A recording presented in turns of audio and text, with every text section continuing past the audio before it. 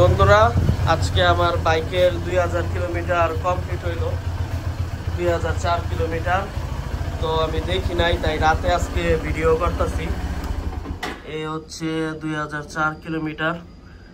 আলহামদুলিল্লাহ 2004 kilometre complete করছি ভালোভাবে। দুই একটা প্রবলেম ছিল বাইকে, কিন্তু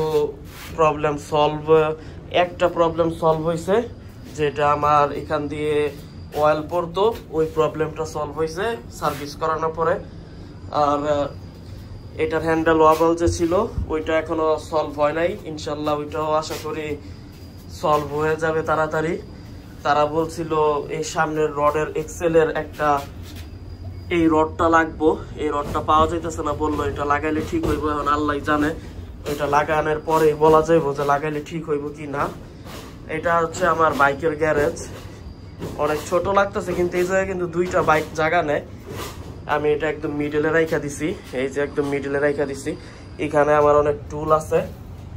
তো এখানে একটা প্যাডক স্ট্যান্ডও আছে। প্যাডক স্ট্যান্ড কিভাবে ইউজ করতে হয় প্রপার একটা ভিডিও আমি দেখাবো।